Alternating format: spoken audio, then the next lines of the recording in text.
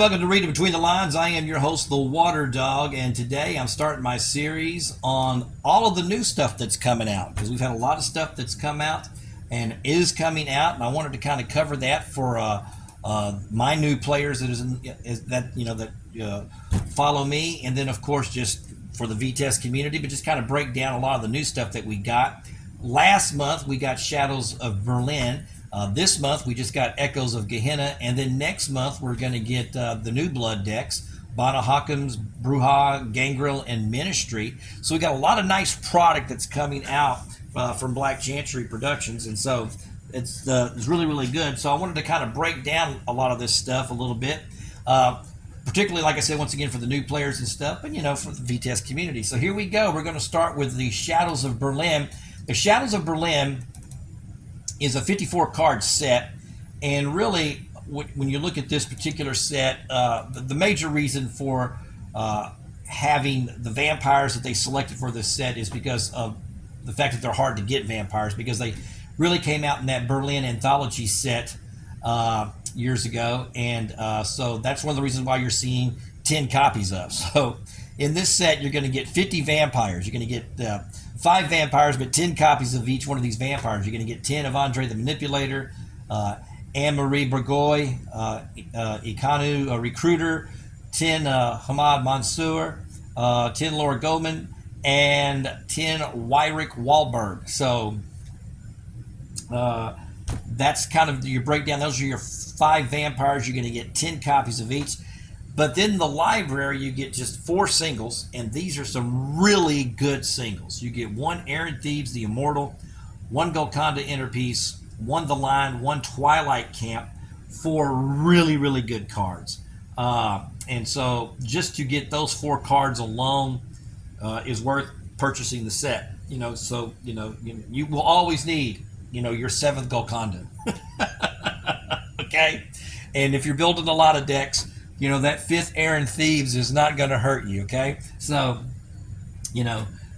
really, really good cards. And like I said, those 4 cards alone are well worth it. They all do those wonderful things. Particularly Errant Thieves is just such a good fix in just almost any deck that you play. So purchasing this set is well worth having those 4 cards.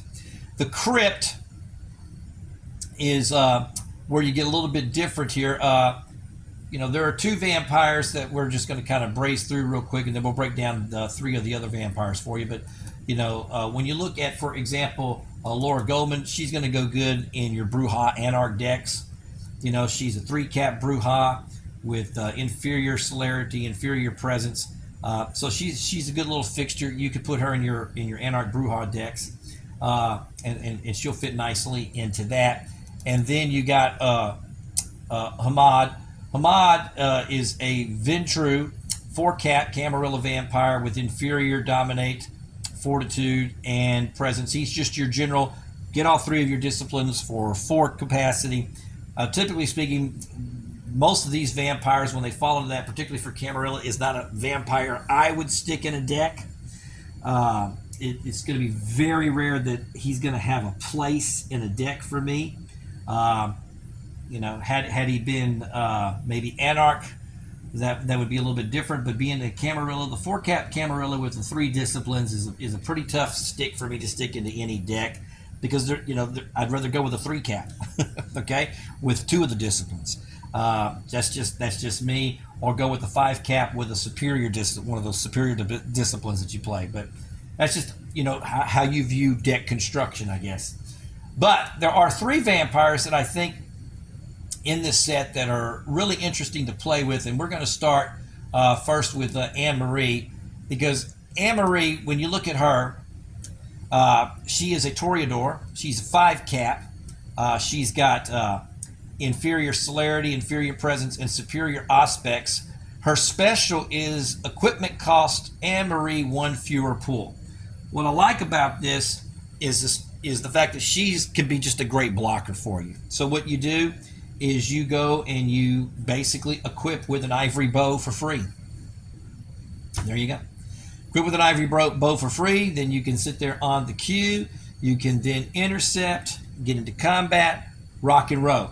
because she has the celerity, you know, let's just say you have another vampire that has ivory bow. So what would I do with her? One of the things that I like is just every turn equipping with a white phosphorus grenade. I just equip with a white phosphorus grenade, you know, and then maneuvered along, you know, and then go from there. So you can use her as defense. Another good weapon with her, especially because she has that celerity thing, or you could always equip with a IR goggles with her, you know, so flash or IR goggles, either one of those work.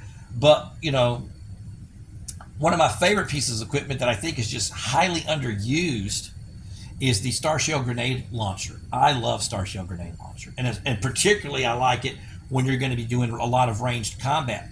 Because don't forget about the special for that the minion with this equipment may lock to give an active minion -1 stealth for the current action. Okay?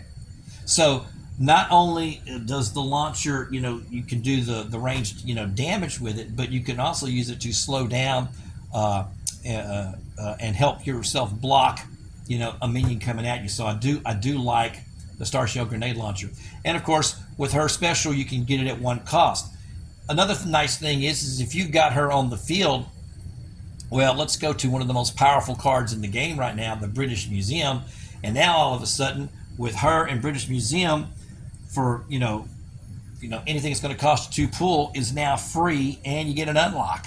I mean, I don't know about you, but that's pretty good, you know, to have that right there. So teaming her up with British Museum is just another nice compliment with that ability. So anyway, she's a good vampire, and like I said, I like her on the defensive side of the table, particularly with an ivory bow. I think with an ivory bow, you know, and then of course getting out the white phosphorus grenades, which I think is just fun, especially for casual. You know, I just think that's casually a lot of fun to play. That's a great thing. Wyrick Wahlberg.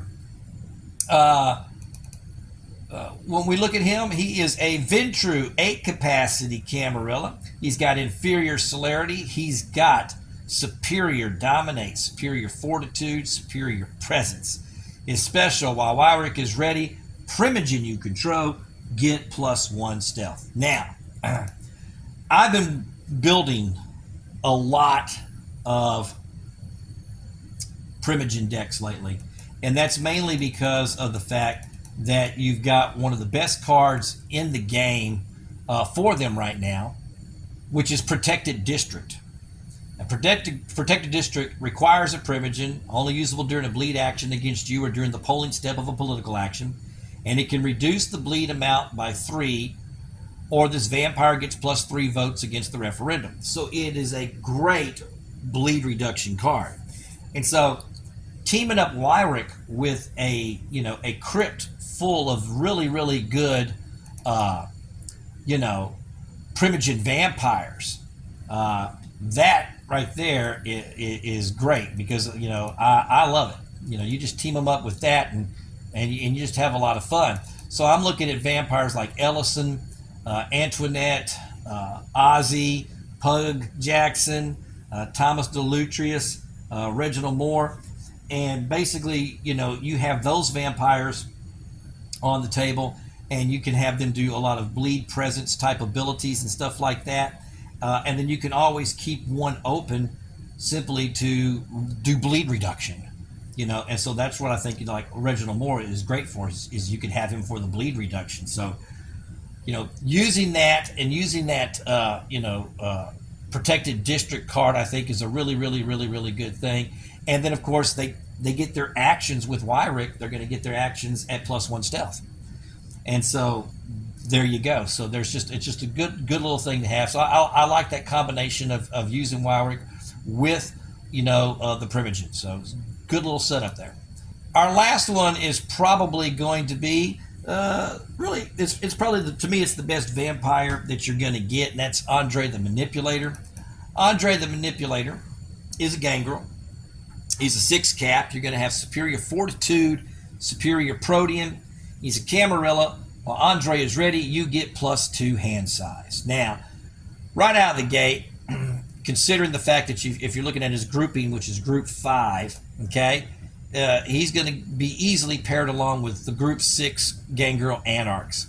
And if you do that, then you're talking about really just, having a lot of fun, because it's not hard for him to go Anarch. It's just going to take an action.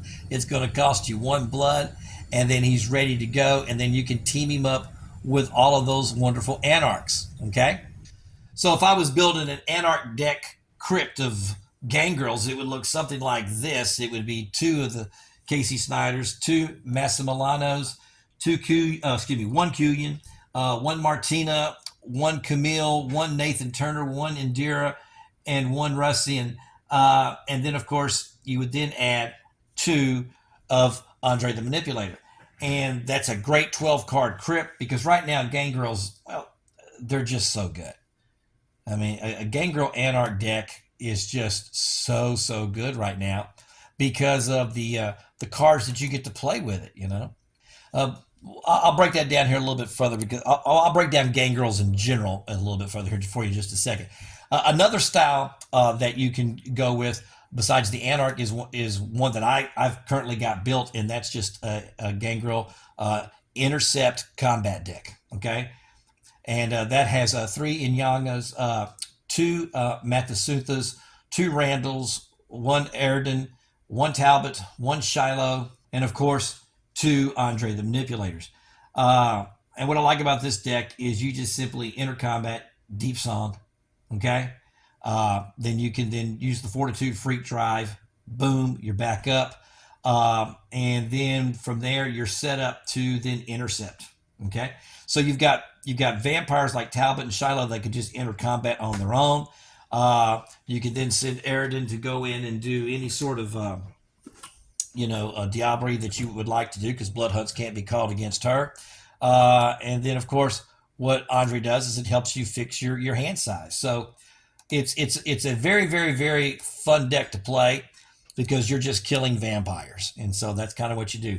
And, of course, with the Auspex, that's going to be on Inyanya and Matasuntha and Randall.